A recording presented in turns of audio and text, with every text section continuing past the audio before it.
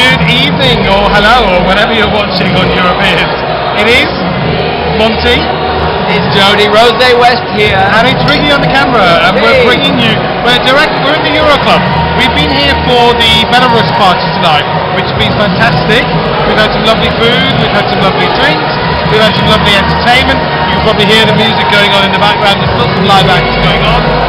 We're going to give you our rundown for semi-final 2, which we saw the rehearsal of today. So, Jody, do you want to kick off? I do, yeah, Latvia. No, it's not working for me at all. It's a nice opener, it's jolly, they do some crowd surfing, they've got lovely little lean torsos and spangly suits, but it's not working. The song isn't there. I'm sorry, Latvia, you're a dead cert non-qualifier for me anyway. Oh dear. San Marino was up next. Now I expected quite big things from San Marino. Everyone's saying that this is going to be the end that they qualify, and it's quite a classy song. But for me, Valentina just emotes a little bit too much, and she doesn't really engage with the camera terribly well.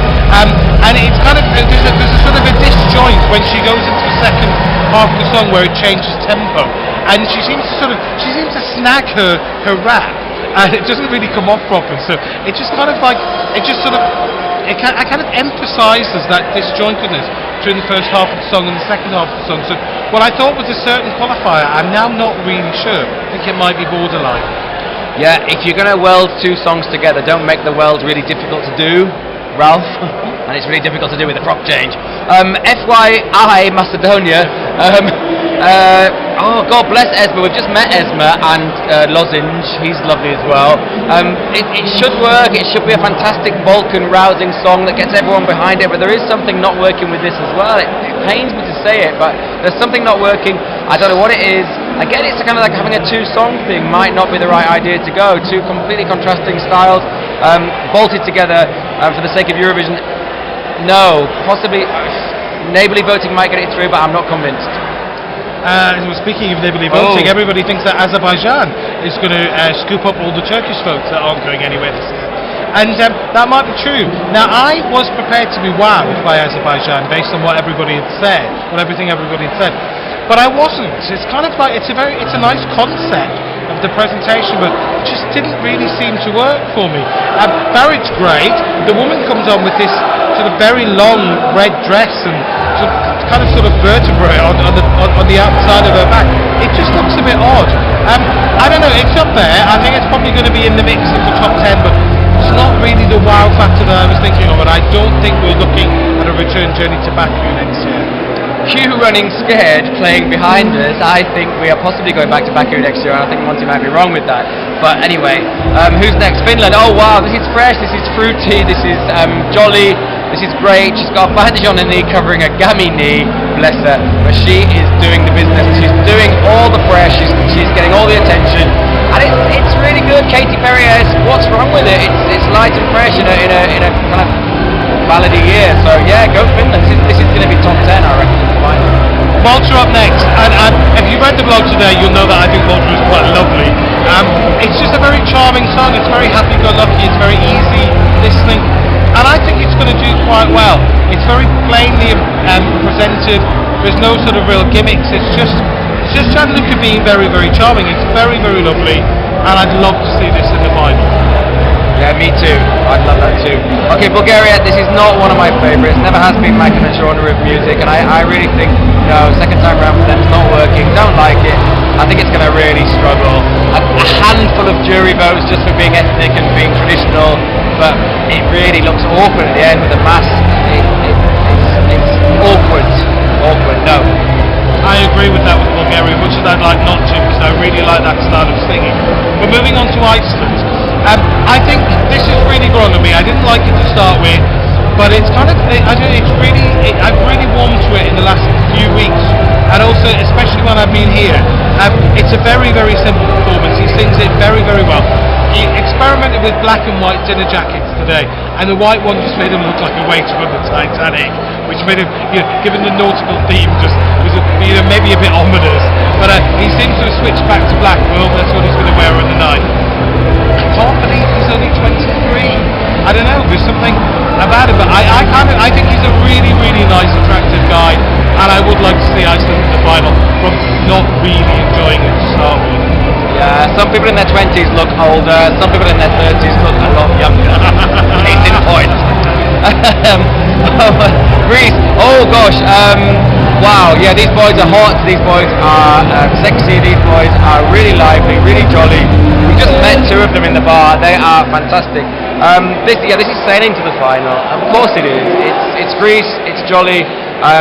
What it will do on the Saturday, who knows, but I'd love it to do well. As you can probably see, the curtains just opened behind us, exposing us to our audience. But that's okay, we can carry on, because we're professional. Joe Public never clocks a darn thing. Israel. So having said that, what's that? Israel.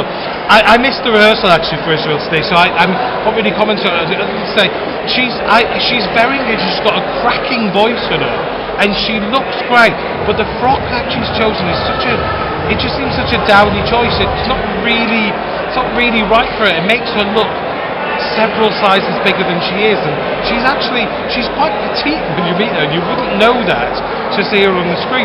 And I think unfortunately that's the first thing people are going to see, plus that plunging neckline. It reveals quite a lot of cleavage, quite a hefty bit of cleavage, a little bit like when Judy Finnegan's boobs fell out on an award show. But I think that's going to detract from the song, because the song is actually very good.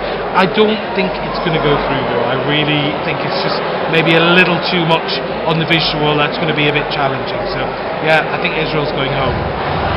That's regretfully going home, isn't it? But maybe that's true. Okay, let's move on. Armenia, no, not working on every level. So sorry, no, it's bad rock, and I'd rather have no rock than bad rock, to quote Roy Delaney. Hungary, I missed Hungary as well today. I'm sorry, I've not done terribly well today. I've not done my job properly. But no, Hungary, I like the song, but yeah, I think it's probably again just a little bit too understated to make it through. Margaret Burger King from Norway. Wow, you pulled it back today. Apparently your first rehearsal wasn't so good. Today it was just like the MGP final in Norway. It was really good, sassy, cool. She's oozing cool and charm. It's great. Whether Europe will get it, I hope they do. It's fantastic. This is the song that should win Eurovision because it's so modern, it's contemporary, and I love it. 12 points from me. What's that? Albania. I picked the wrong half of the list really to review today, because Albania is another one that I didn't actually see at rehearsal except for a little snippet at the end. Again, it's a rock song. It's not my taste, but the guy with the lank hair that looks like he should be in a rock band from Wolverhampton is apparently such a big star in Albania. I know this information thanks to Roy, who's our guru on all things rock and non-schlager and alternative. Yeah, I don't know. I can't really see Albania getting through. But you never know. Maybe a rock song just needs to get in there to get the balance. And if one was going to go through, then Albania is the one to do it. Absolutely agreed. And agreed, Monty, you have picked the wrong half. I'm doing Georgia now. Wow. Georgia ticks more boxes than I actually have. It is fantastic. It is. It satisfies you completely. It is cheesy. It is completely overdone, overcooked, over-egged. I can't think of anything else to say. You know exactly where it's going after 15 seconds. Is it going to do the same for Europe? Maybe, possibly. It's got winner written over it, but there's something telling me it might just be a little bit too much. But I loved it, and of course, 45 seconds of pyros.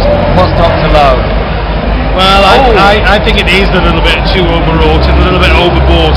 I'm not really getting that. I think it just it does over-egg its pudding a little bit too much for me, and I'm not really. I don't know. I think people will see through it. It's as transparent as you like.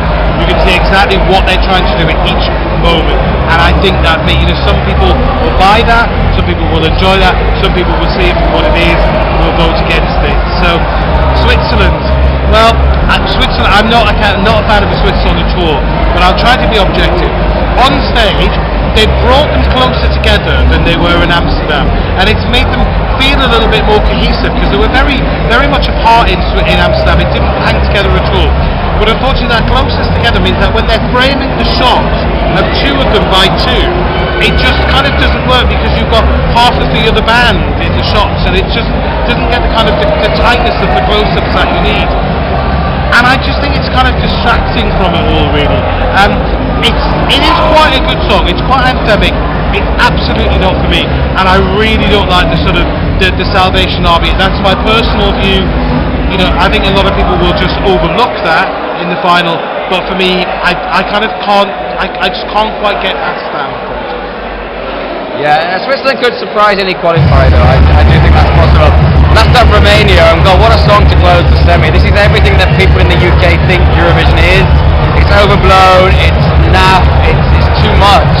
And I don't know what he's done. He's shaved his chest, he's trussed up in some PVC bodies, and he's raised up on a plinth with a bed of something that can only be described as a placenta on the stage. And it's truly awful, but it's so awful that it's good and we need to see it on Saturday. Jury's out for me. I know, Monty, you think it should be in there for Saturday, but I know it doesn't work on lots of levels. So sorry, Cesar, you've got a good voice, but go home.